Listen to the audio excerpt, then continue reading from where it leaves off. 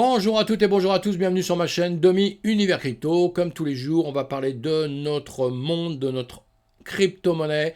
On va parler des infos qui tournent autour de la crypto-monnaie. On va regarder sur les graphiques un petit peu ce qui va se passer sur le BTC et une ou deux petites crypto-monnaies très rapidement. Et on fait le point déjà. Allez, j'avance. On va regarder un petit peu notre BTC 19 563. On a un ETH à 1327. Donc voilà, on se rend compte qu'en ce moment ça bouge pas trop, hein, beaucoup de paroles, beaucoup de peur parfois et tout, mais en réalité on reste entre 25 000 et 17 500 et on est en train de circuler là-dedans et ça s'est un peu ratréci. On va en parler rapidement tout à l'heure. Sinon, ce qui est toujours à peu près la même chose, malheureusement, la guerre en Ukraine. Au niveau de Taïwan, la Chine, etc., c'est exactement la même chose. Aujourd'hui, on a une grève générale chez nous. Donc, vous voyez que rien ne s'arrange. Rien ne s'arrange. Bon, là, c'est en France, c'est pas dans le monde entier. Mais rien ne s'arrange. On est bien d'accord que tous les pays souffrent actuellement. Et le monde un peu est en déséquilibre. Hein. On va essayer de retrouver cet équilibre rapidement. Mais pour l'instant, c'est un petit peu le souk. On a Coin Tribune et on a aussi Journal du Coin qui nous explique tous les deux. Et il nous parle un peu de l'interview qu'il y a eu avec Bruno Le Maire. Donc Bruno Le Maire ici nous a dit et redit, etc., qu'il n'était toujours pas pour le Bitcoin, que le Bitcoin ne serait pas une monnaie européenne. On le sait bien, il y a trop de détracteurs pour l'instant dans ce genre-là. En revanche, l'avenir, ils ne la connaissent pas, ils sont comme nous, donc on verra bien l'avenir. En tout cas, ils sont pour la crypto-monnaie, pour un système de monnaie cryptée, comme ça, on le sait bien. Le papier disparaîtra, etc., ça bouffera moins de nos forêts, ça coûtera moins cher de faire comme ceci à la longue, évidemment, ça supprimera beaucoup de postes, ce sera beaucoup plus simple de payer comme ça. On le sait, le monde entier le ferait, les Chinois en ce moment sont dessus en plein, donc eux le font aussi, mais tout ce qui les importe pour l'instant, s'ils vont assez doucement dans le système, je pense c'est parce qu'ils se méfient énormément de la DeFi. Ils ne veulent pas. La DeFi existe déjà, hein, puisque c'est notre univers à nous, on se bagarre un petit peu avec ça. Et eux, ce qu'ils essayent surtout de faire, c'est pas de faire une ouverture, pas de faire un boulevard pour la DeFi, justement, parce qu'en créant la crypto-monnaie, ils peuvent d'un seul coup faire dire, sans le vouloir vraiment à tout le monde, que oui, c'est fabuleux, c'est un procédé extraordinaire, les gens ne feront pas vraiment de grosse différence entre la DeFi et le système classique, les systèmes centralisés, le système décentralisé, et ça pourrait nous amener énormément de clients sur la DeFi. C'est ce qui risque de se passer d'ailleurs le jour où il y aura une monnaie numérique d'État. Vous verrez, hein, tout doucement. Mais justement, eux, ils essayent dans l'immédiat de se protéger avec les régulateurs, essayer de protéger un maximum le système classique. Moi, j'ai rien contre le système classique, hein, je vous le dis tout de suite. Hein. Je ne suis pas un défenseur du système classique. Hein. Je dis il est là, il a ses inconvénients, mais nous, la DeFi, on aura des inconvénients aussi. Ce serait bien que les deux arrivent à vivre un peu parallèlement, on va dire, et qu'on puisse un peu gérer notre argent comme on a envie de le gérer surtout. Hein. C'est surtout ça qui est important, et qu'on puisse pas tout le temps prendre les décisions pour nous de tout ce qu'on fait, quoi. C'est surtout ça. Allez, on continue d'avancer. Donc vous lisez ces articles, hein, c'est toujours la même chose, on le sait bien, il n'y a rien de nouveau. Si le maire il nous dit qu'il voudrait bien que la France soit en tête de tout ça, évidemment on le sait, les Français on est toujours les meilleurs, les plus beaux, les plus intelligents, plus tout ce qu'on veut. On sommes toujours les premiers, mais on ne sait jamais à partir d'où nous sommes les premiers, hein, parce que on s'aperçoit qu'on a vu là depuis pas mal de temps qu'on a plutôt rétrogradé un petit peu en arrière. Hein, donc ce serait bien que dans la crypto-monnaie, on soit aussi un petit peu combattant. On a des entreprises qui sont extraordinaires, hein, on a des entreprises qui avancent, qui sont extraordinaires, mais je crois qu'on leur met beaucoup de bâtons dans les roues, donc voilà. Et la plupart, ils préfèrent se tirer à l'étranger, c'est ce qu'on voit. C'est pas terrible tout ça. Hein. Alors voilà, et j'espère qu'on deviendra vraiment les premiers ou dans les premiers. Et en ce moment, on a des choses quand même intéressantes qui se passent chez nous quand même. Hein. On a quand même Binance qui est venu ouvrir des bureaux ici. On a Crypto.com qui ouvre des bureaux aussi ici. Vous voyez, tout ça, c'est bien parce que ce sont des grosses sociétés qui commencent à faire des chiffres d'affaires plus importantes que certaines banques classiques. Donc, c'est hyper important d'avoir ceci. Hein. Donc ça, on va dire que c'est un plus. Hein. Voilà, je ne veux pas toujours que critiquer dans un sens. Hein. Il y a des mauvaises critiques, mais il y a aussi des bonnes critiques qui restent des critiques parce que le monde n'est jamais parfait. Hein. Donc on doit toujours essayer d'allier les deux et de trouver à stabiliser un petit peu les choses pour que le système fonctionne bien. Allez, je continue d'avancer. Notre BFM TV nous disait quoi? Non, ça c'est quoi, Telegram qui nous disait Taipei, voilà. Donc il y aura une Taipei Blockchain Week, donc au mois de décembre, 12 au 17 décembre à Taipei, c'est-à-dire Taïwan. Hein, ils sont toujours en problème avec la Chine, avec les USA, etc., etc. Tout le monde se mélange un peu dans tout ça, tout le monde essaye d'avoir la suprématie sur les autres, évidemment, on le sait bien. Et en tout cas, il y aura cette Taipei Blockchain Week. Donc ça c'est bien, hein, Taïwan sont très avancés là-dessus, hein, ils font leur place évidemment dans tout le système aussi. Allez, ça c'est une bonne chose. Un Mastercard veut permettre de payer avec des cryptos aussi simplement qu'avec une carte de sans contact. Eux, on sait déjà qu'on peut, on a des plateformes qui travaillent avec Visa, avec Mastercard, tout ça. Ils essayent de progresser justement pour qu'on puisse payer directement avec des cryptos de plus en plus facilement. Et tout ça, c'est encore une très très bonne chose dans notre écosystème. Encore une fois, je répète, mais tout le monde a compris, ces grosses sociétés ne seraient pas en train de s'embêter avec la crypto-monnaie s'ils pensaient que ça leur attirerait pas beaucoup de clients et que c'était un nouveau système d'avenir. Ils essayent d'être dans les premiers parce qu'ils ont bien compris ça, hein, évidemment. Et parce qu'à longueur de temps, on entend, oui, mais ça va disparaître, vous verrez. Il n'y aurait pas des grosses institutions comme ça, des grosses sociétés qui s'intéresseraient de près à tout ça, malgré tout ce qu'on dit de mal, et qui continueraient pour des grosses sociétés à investir de l'argent, pour toutes les institutions à s'y intéresser vraiment, à essayer de réguler. Quand on essaye de réguler, c'est parce qu'on sait que le système est là et que maintenant il va falloir le mettre en place pour que ça soit bien pour tout le monde, que ça soit quand même un petit peu protégé, évidemment, qu'on puisse pas faire n'importe quoi, on l'a bien compris. Mais c'est surtout parce qu'on sait que le système ne disparaîtrait plus. Hein. Sinon, on ferait un veto dessus, ça n'existerait pas, on interdirait totalement. Et puis voilà, ce monde-là est fini. Hein. Ça aurait pu se faire il y a quelques temps. On aurait pu tuer ça dans l'œuf il y a quelques temps, peut-être, mais maintenant c'est fini. Hein. On a bien compris qu'on était parti. Hein. Les régulateurs américains intensifient l'examen de l'industrie de la cryptographique. Oui, évidemment, ils sont après 3C, FTX, sous enquête. Des enquêtes, il y en a beaucoup. Hein. On cherche à savoir tous les problèmes qu'on a eus et on en aura encore d'autres. Hein. Les entreprises sont souvent neuves, récentes. Hein. Donc des entreprises récentes et qui explosent d'un seul coup, qui grossissent énormément. Il y a toujours des risques d'une retombée de faiblesse, de failles, de choses comme ça. Et c'est ce qu'on vit un peu dans notre écosystème. Mais c'est un petit peu normal, on va dire. Hein. Et donc il y a eu pas mal d'interviews sur Bloomberg comme d'habitude. Hein. Vous allez lire tout ça si vous en avez envie. Hein. On parle de Celsius Network, FTX, dans le collimateur des régulateurs. Tout ça on le sait, on a déjà parlé X fois. Donc, mais il y a des infos qui viennent comme ça à droite à gauche. Là c'est crypto. Qui nous dit ça, Crypto Potato, et donc vous allez lire tout ça. Cryptos nous dit quoi aussi? Aux États-Unis, une maison en NFT viendrait être vendue contre 175 000 $. Voilà, la blockchain et les tokens non fongibles seraient-ils la nouvelle frontière de l'immobilier? Ça c'est pareil, hein. On en parle depuis pas mal de temps. Ceux qui ne sont pas au courant, évidemment, creusez tout ça. Les technologies sont de plus en plus utilisées dans ce domaine, comme aux États-Unis, où une maison en NFT vient d'être vendue. Voilà, bon, vous lisez tout ça. La tokenisation de l'immobilier est en marche, si on en croit les dernières initiatives observées autour du monde. En Caroline du Sud, la société Rockstock l'a bien compris puisqu'elle a récemment vendu une maison sous forme de NFT. Ça, je pense que c'est quelque chose qui va se faire et qui va se développer énormément. Hein. Et d'ailleurs, je connais un ami qui essaye de vendre son appartement, lui, en NFT justement. Allez, vous allez lire tout ça, si ça vous passionne. Coin Tribune nous dit... Crypto, Polkadot, ah oui, ça je voulais juste te dire un petit mot là-dessus. Polkadot bat tous les records d'activité du développement. Peut-être une société à suivre, hein, pour ceux qui ne la connaissent pas du tout. Hein, Polkadot, société à suivre, ça avance, ça fait son chemin.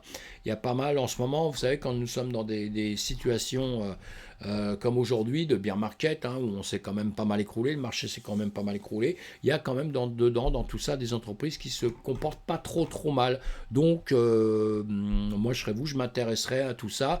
Je m'intéresserais plus trop à ceux qui se sont écroulés complètement, parce que voilà, ils se sont écroulés complètement. Même s'il y en a qui essayent de remonter un peu, la pente va être très dure et à haut risque. Et il faut peut-être aller vers des sociétés qui sont peut-être un petit peu solides, qui tiennent un petit peu la route, qui n'ont pas de gros problèmes. On n'est pas toujours en train de parler d'eux en mal, et parfois même on n'en parle pas beaucoup d'ailleurs, parce que on préfère toujours parler de choses qui vont mal que de choses qui vont bien. Et moi justement, ce que j'essaye de vous mettre, c'est tout le temps sur des routes, sur des circuits, avec des entreprises qui se comportent pas trop mal. Donc c'est bien de les étudier, de voir, d'aller les creuser, et peut-être justement dans les investissements futurs à faire, parce que pour l'instant il faut peut-être attendre un petit peu, on est dans une période quand même difficile, très difficile, donc mais par la suite il y aura peut-être moyen de faire des choses dans des sociétés qui vont un petit peu exploser avec le temps. Mais en tout cas actuellement soyez très prudents, puisqu'on le sait, le marché est compliqué. La régie publicitaire du groupe Canal+ intègre les NFT, le métaverse à ses nouvelles offres publicitaires. Vous voyez que ça c'est une avancée, vous voyez comme quoi tout le monde essaye de croquer dedans, tout le monde essaye de faire son petit business avec justement les NFT, les métavers et tout le reste, mais c'est simplement l'avenir, mes amis. On a connu l'électricité, on a connu les télévisions, on a connu l'informatique, on a connu les trains, on démarrait, on a connu tout ça. Maintenant aujourd'hui, on s'inquiète le train, on s'inquiète de savoir s'il a 1 minute de retard, vous voyez ce que je veux dire, et on n'est pas content. Vous comprenez ce que je veux dire, les sites internet, tout ça, maintenant on est tous habitués à avoir ça comme si c'était normal, comme si c'était quelque chose de normal. Moi j'ai connu les époques où il n'y avait rien de tout ça. Bon, il y avait l'électricité quand même, je suis quand même né un peu après, mais voyez, donc l'électricité pour moi ça a toujours été normal d'avoir l'électricité, même si tout petit il y avait plus de bougies encore que souvent d'électricité quand on n'avait pas trop d'argent, vous voyez, mais maintenant c'est tout à fait normal, et donc le reste ça va se faire tout seul. Donc ça nous paraît presque normal tout ça, et les grosses sociétés ont bien compris que quand quelque chose commence à être adopté par une petite partie de la population, eh bien on surveille savoir à quel point elle grossit, et en ce moment on s'aperçoit que notre monde de métaverse, de NFT, de la crypto-monnaie est en train de grossir, même dans une période catastrophique. Tout le monde a un intérêt, tout le monde a un œil dessus, et d'ailleurs la preuve de ça, c'est que la crypto-monnaie a maintenant été ajoutée au record du monde Guinness. Vous connaissez tous ça, Guinness, c'est pas... il y a une bière comme ça qui s'appelle Guinness, non? Bon, enfin, je suis pas sûr, je ne bois pas de bière. Mais enfin, si de temps en temps avec mes amis de la crypto. Allez, donc, en tout cas, ça, une super nouvelle. La reconnaissance de la crypto par un incontournable grand public tel que Guinness World Record indique que la blockchain et les actifs numériques ont été parmi les sujets les plus abordés publiquement au cours des 2 dernières années. C'est hyper intéressant. Bitcoin et un certain nombre d'événements de blockchain ont été ajoutés à la dernière édition du livre des records de Guinness World Records dans la catégorie Cryptomanie. L'édition 2023, publiée le mois dernier, a vu un certain nombre de réalisations notables en matière de cryptographie, notamment le Bitcoin, l'adoption de la cryptographie, les jetons de fans, les NFT et le Salvador devenant le premier pays à adopter le BTC comme monnaie légale, mes amis. La reconnaissance de la crypto par Guinness World Record indique que la blockchain et les crypto-monnaies ont été parmi les sujets les plus discutés au cours des 2 dernières années. Donc voilà, quand on dit l'adoption de la crypto-monnaie, je crois que ça y est, c'est fait, c'est adopté, même si c'est une petite partie du monde pour l'instant, croyez-moi, ça grossit, ça grossit, ça grossit, ça grossit, et il faut que tous autour de vous, vous en parliez un petit peu à tout le monde, à vos amis, à la famille. C'est la famille qu'il faut convaincre déjà. La famille, quand on est jeune, on essaye de convaincre les plus vieux. Attention, on n'est pas en train de vous cherchez pas à leur vendre quelque chose, c'est pas ça. C'est les convaincre dans un nouveau système de travail, de blockchain, de NFT, l'avenir de ces sujets-là. Et voilà, et comme je vous dis, l'informatique a démarré à un moment donné, eh bien on a tout maintenant ces systèmes du Web3 qui est en train de redémarrer, qui est en train d'avancer, et on doit en parler autour de nous un petit peu à tout le monde. Allez, je continue d'avancer. On a sur la carte thermique là, de la crypto-monnaie, on voit qu'on est plutôt un petit peu en vert, mais sinon on a eu un marché depuis ce matin, les bourses classiques, puisque moi je suis ça tous les matins, on voit bien à l'ouverture après, voilà, on a une tendance un petit peu à réfléchir plutôt qu'autre chose, voilà, une tendance à réfléchir sur l'indice de S&P 500 On va voir comment ça va redémarrer, mais bon, l'ambiance générale, vous avez vu, on était passé du rouge, on est passé quand même à un petit peu plus d'euphorie en ce moment, hein. On a l'impression que tout le monde est content, on ne sait pas pourquoi. Il y a des annonces, hein, il y aura encore des annonces, voilà, on est content, on ne sait pas trop. Quelques heures après, on n'est plus content, mais je pense que surtout, on ne sait pas où on va, quoi. On ne sait pas trop où on va les pieds, on met les pieds, hein. Le S&P 500 ici, si on le regarde, et bon, bah là, il se comporte pas trop mal, mais il est revenu au prix du 7 octobre. Nous sommes le 18, il est revenu au prix 1, il avait fait une bonne descente pour bien remonter, mais il est dans cette zone-là, encore rien d'extraordinaire. Il faudrait qu'il revienne dans cette zone que vous voyez verte au-dessus. Il faudrait qu'il repasse au moins les 3800 et quelques, il est à 3735.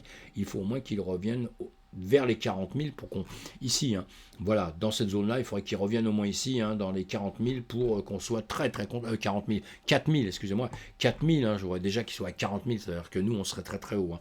Et donc il faut qu'il arrive dans ces 4 000, hein, il faut qu'il repasse les 300 3900 3950, il faut qu'il repasse tous ces degrés là, hein, tous ces degrés là, parce qu'en ce moment honnêtement, même on essaye de se rassurer, mais ça ne va pas très bien. La peur, on a quitté un petit peu l'extrême peur pour remonter un tout petit peu. Bon, passons. Et là, alors notre BTC, on voit bien, voilà, là c'est beaucoup plus clair en 2 secondes. Vous voyez que ce rectangle que je vous ai mis là, les 25 000, les 17 500, pour l'instant, pas grand chose à dire. Pourquoi? Parce qu'on le va toujours dans cette zone-là. Nous sommes toujours dans cette zone-là. Nous avons ici, on revoit, je vais vous la mettre un peu en roux, en plus foncé. Allez, je vous la mets en rouge ici, plus foncé. Voilà.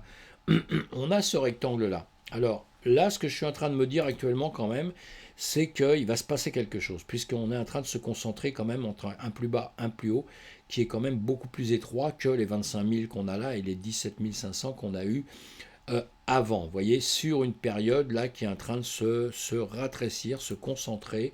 Là, nous sommes du combien on est en 34 jours là. On est en 34 jours.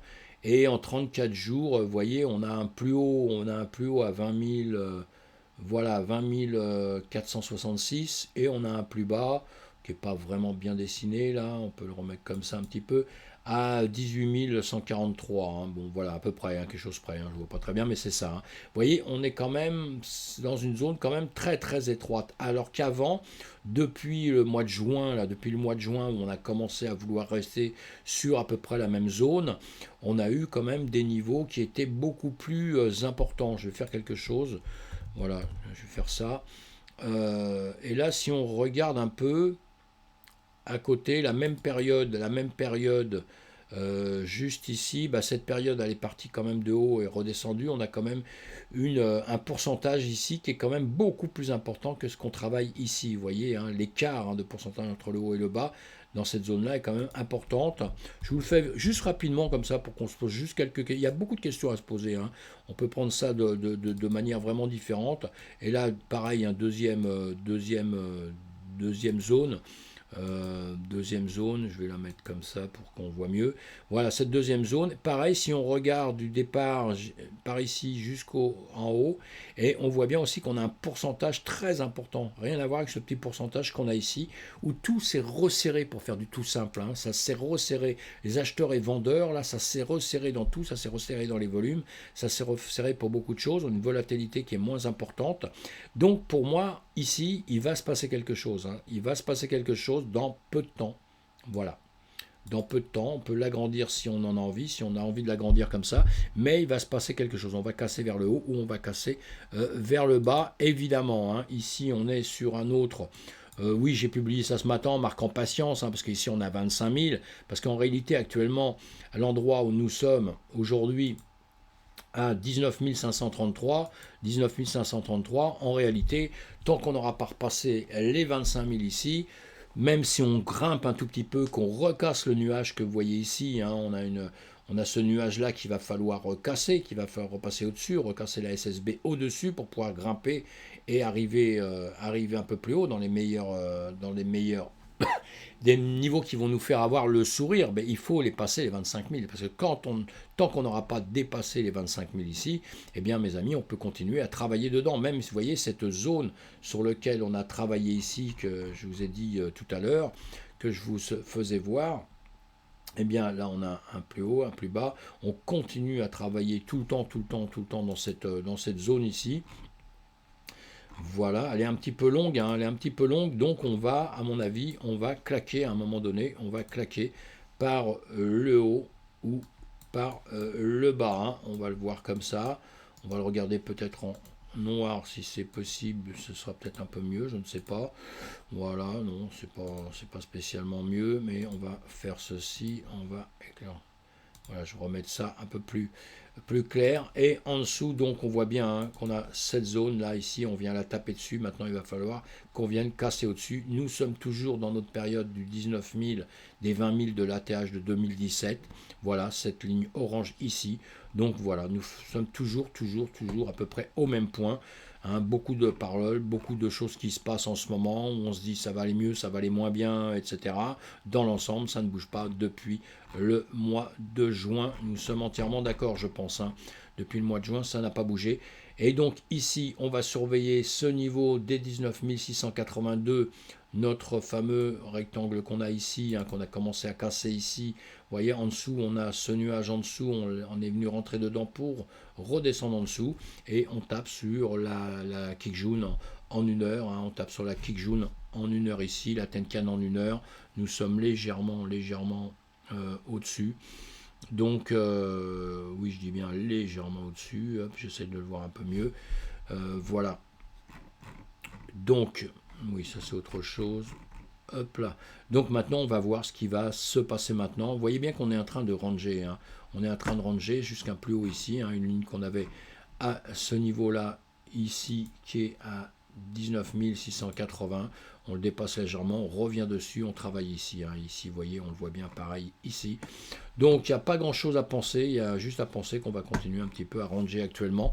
Et dès qu'on va casser par le haut, dès qu'on va casser les 20 000, hein, dès qu'on va casser les 20 000, vous voyez ce que vous avez ici, cette ligne jaune que vous avez un petit peu au-dessus, qu'on s'est mis il n'y a pas longtemps, 19 987, vous voyez, hein, quand je vous parle des 20 000, hein, c'est pour grossir un petit peu tout ça, et bien dès qu'on va les casser, évidemment que ça va devenir quelque chose d'intéressant pour nous, à savoir si on va aller chercher vers les 25 000, hein, d'accord, mais il va falloir déjà casser donc celle-ci, après il va falloir casser celle-ci en rouge, là que je remets un petit peu mieux, voilà, il va falloir casser les 20 182, ensuite il faudra venir chercher ici le haut qu'on a à cet endroit-là toujours, voilà, je peux le remettre avec le haut, puisque moi j'aime bien prendre les hauts des bougies, hein, donc il va falloir revenir chercher ça aussi ici, hein, 20 474.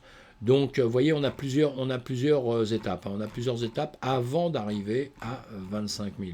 Voilà, et c'est quand on sera à 25 000 qu'on pourra dire oui, ça y est, on est peut-être un peu sauvé, on va repartir un peu vers le haut et on sera évidemment vite bloqué avec une zone qu'on a juste au-dessus qui sera, vous voyez, on les voit, les 25 000 que je vous ai mis tout à l'heure en disant patienter, hein, puisque patienter, ça va être ici, on va arriver ici. Et dès qu'on sera dans cette zone-là, on va aller s'inquiéter de ce qui se passe ici, dans cette zone ici. Voilà, hein, cette zone qu'on peut marquer comme ceci. Je ne sais pas si on le voit là. Non, je vais faire quelque chose, je vais enlever ça parce que ça fait trop de choses. Voilà, on va enlever ça aussi, ça ne nous sert à rien. Et voilà. Donc on voit bien qu'ici, vous voyez, on est toujours cette zone hein, de travail qu'on fait. Hein. On le voit bien ici, on a toujours cette zone de travail, donc ici, avec, on a compris, hein, pour l'instant on est en train de se bagarrer par ici, donc il faut passer ceci, et voilà. Donc le danger pour l'instant, c'est que le marché ne m'écoute pas, qu'il ne veuille pas aller vers le haut, hein, simplement, et qu'il reparte vers le bas. Maintenant, encore une fois, où je suis très content, c'est que ça fait longtemps qu'on travaille sur cette zone-là, et moi, ça me plaît beaucoup. Ça me plaît beaucoup parce que je me dis, on est en train de reprendre des forces pour justement repartir, malgré un peu la situation catastrophique du marché classique, hein, qui nous fout dans la merde complètement, parce que c'est ça la réalité, hein, c'est le marché classique qui nous met dans la mauvaise situation. C'est pas du tout la crypto-monnaie qui met le marché classique dans la mauvaise situation, mes amis. Hein. C'est vraiment l'inverse. Hein. On a un marché qui est très mauvais, on a un marché international qui est très mauvais, et donc on en subit les causes. Donc une fois qu'on aura passé les 25 000, eh bien on ira chercher les 32 000, on l'a vu il y a très très très longtemps, et c'est ce qu'on voit justement sur ces choses-là. Vous voyez, une fois qu'on aura passé ici, on aura cette zone ici des 32 000 ici, et après on ira chercher des résistances autour des 37 000, 40 000, etc. On aura tout ça à aller chercher. C'est pas pour tout de suite. Tout ce qu'on espère maintenant, c'est que, parce que beaucoup de lignes au-dessus, pas beaucoup de lignes en dessous, mais les lignes en dessous, si on venait à casser ici, malheureusement, on irait chercher les 14 000 là, ici. Donc je ne souhaite pas, parce qu'encore une fois, je répète ce que j'ai dit tout à l'heure, on est en train vraiment de travailler pour l'instant là, et là, à un moment donné, évidemment que ça va casser vers le haut ou vers le bas. Voilà mes amis, allez, on continue d'avancer un petit peu. Ça, on n'a pas besoin de le voir. Hop là, nous sommes donc, on a un BTC qui a fait du 0,69% en 24 heures, l'Ethereum 0,49%, pas mal de rouge, sinon il y en a d'autres emblématiques, 4%, l'Uni 2%, enfin bon, c'est pas, ça fait pas grand chose. En 24 heures, celui qui a fait le mieux, c'est le CRV. Le CRV 5%, 5%. Le Matic 4%, donc honnêtement, c'est pas grand chose, ça vaut pas la peine d'aller étudier tout ça, sinon il faudra aller en étudier beaucoup. Il n'y a rien qui a explosé un tout petit peu dans les jours à venir, on a vu ça déjà hier. Donc voilà, on verra demain, suivant les choses, comme elles auront bougé un peu, mes amis. Allez, on repart en arrière. J'espère que tout se passe bien pour vous, en tout cas dans tout ce que vous avez investi ou dans le chemin que vous voulez faire. Je ne vous fais pas de conseil d'investissement, mais je vous dis d'être prudent. Entre amis, on doit toujours se dire d'être prudent. Et faites-moi des commentaires, dites-moi les crypto-monnaies que vous cherchez à travailler, qui vous plaisent, ou que je vous fasse un petit peu de commentaires dessus. Ce serait avec grand plaisir. N'oubliez pas de vous abonner à ma chaîne, ça me ferait vraiment vraiment plaisir. Et merci à tous ceux qui le font. Ça me fait touche droit au cœur. Et merci, à bientôt. Bonne journée, j'ai toujours un petit peu ma grippe, alors donc à un moment donné j'ai un petit peu de mal de parler. Voilà.